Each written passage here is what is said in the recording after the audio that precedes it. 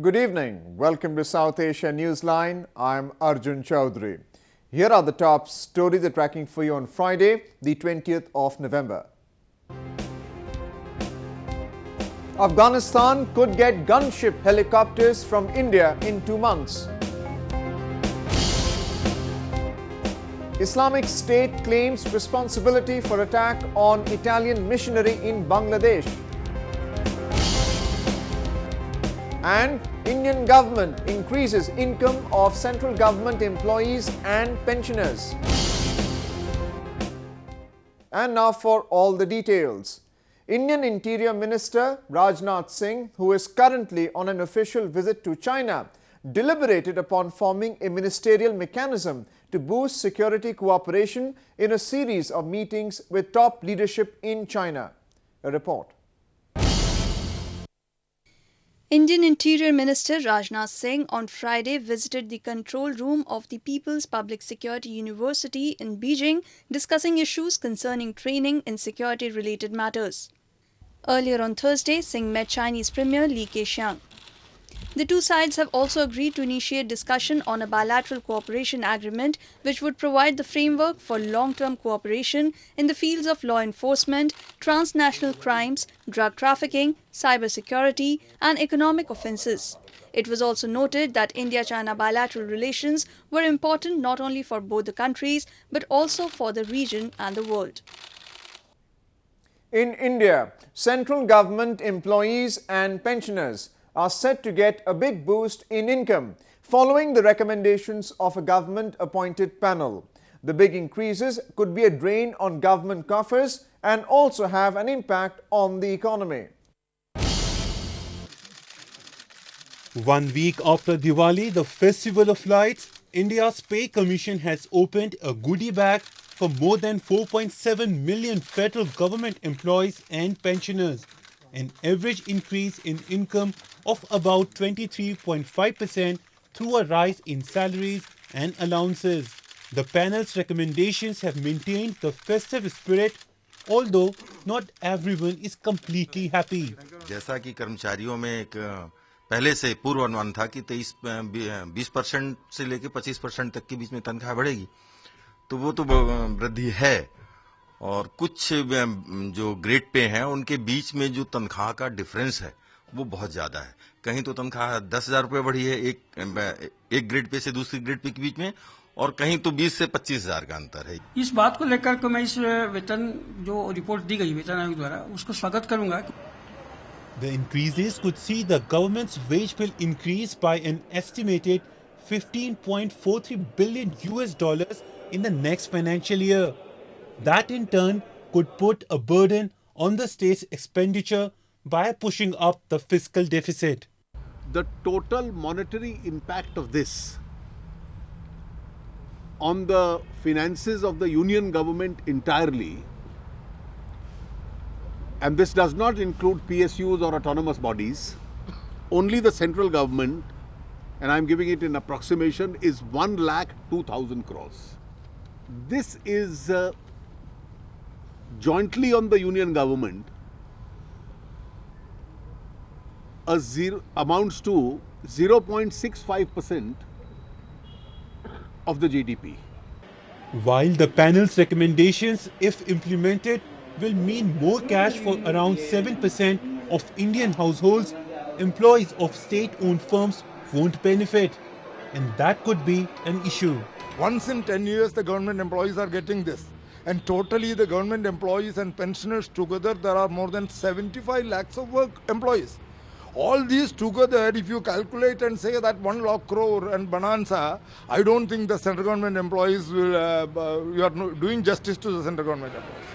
Analysts believe that while the hikes could benefit the economy through an increase in consumer spending, the real challenge for the government will be to ensure that the panel's recommendations are smoothly implemented, as the country's shaky public finances remain under global surveillance. News just in. India's Foreign Ministry has confirmed that over 20 Indians are trapped inside the Radisson Hotel in Mali, which is presently under attack by gunmen. 3 people have been reportedly killed in the attack. 10 militants stormed in luxury hotel in Mali's capital Bamako earlier today, keeping around 170 people as hostage. Now moving on to news from Pakistan. Prime Minister Nawaz Sharif's advisor on foreign affairs, Sartaj Aziz, has stated that dossiers on India's alleged involvement in terrorism in Pakistan do not contain material evidence. These dossiers were given to the United States and United Nations, supposedly as proof against Indian involvement in terror in Pakistan. Only there was no proof. While testifying before Pakistan's Senate Foreign Affairs Committee, Sartaj Aziz said that the dossiers contain the pattern and narrative of India's involvement in terrorist activities in the country, but no material evidence. The dossiers have been meticulously prepared, but material evidence cannot be shared for the sake of protecting the sources, Prime Minister Advisor on Foreign Affairs Sartaj Aziz said.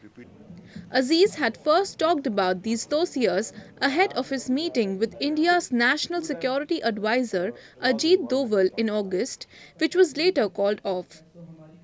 Pakistan later shared these documents with UN Secretary General Ban Ki-moon and US Secretary of State John Kerry. The dossiers were seen as credible evidence by Pakistan on India's alleged involvement in terrorist activities in Balochistan, Federally Administered Tribal Areas or FATA, and Karachi.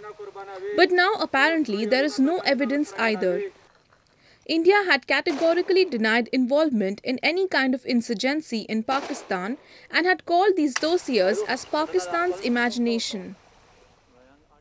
Afghanistan will soon be equipped with Mi-25 gunship helicopters supplied by India to fight off Taliban.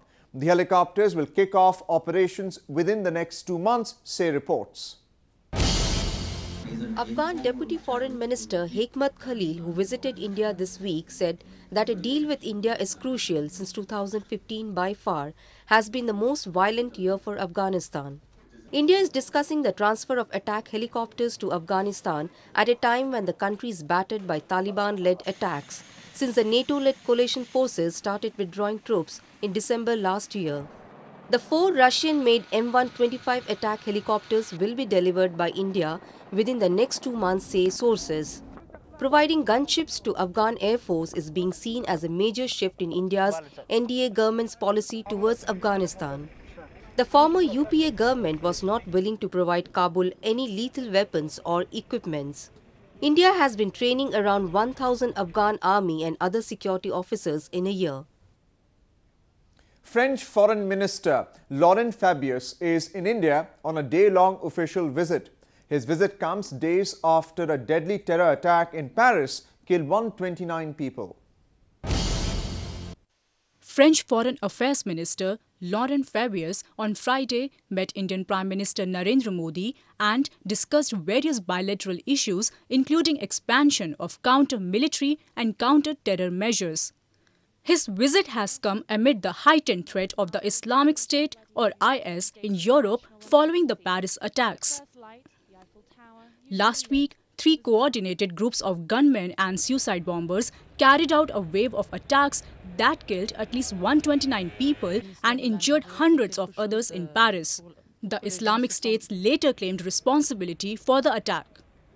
Prime Minister Narendra Modi was among the world leaders who condemned the deadly attack. PM Modi called for urgent united global efforts to combat terrorism. Laurent Fabius is also visiting India in his capacity as chair of the upcoming Paris Climate Change Conference. He also met Prakash Javadekar, India's Junior Minister of Environment, Forest and Climate Change. He also called on his Indian counterpart Sushma Swaraj today. India has once again clarified that it has not imposed any blockade on supplies to Nepal and referred to the crisis in the neighboring country as political in nature. The ethnic Madhesi minority community has been blocking supply trucks entering Nepal since September to protest against the newly adopted constitution in the country. As the blockade in southern Nepal continued to squeeze the country of its essential goods like medicines and fuel, India has said it is ready to facilitate the rerouting of vehicles carrying drugs to the landlocked country and even airlifting medical supplies. India's Foreign Ministry spokesperson Vikas Swarup reiterated that India has never imposed any blockade and the problem is political in nature, which has to be resolved by the Nepalese leadership through dialogue. There has been no blockade by India whatsoever. In fact, I think this question should really be put to the government of Nepal and not to the government of India. There is no blockade by India, I want to repeat for the umpteenth time.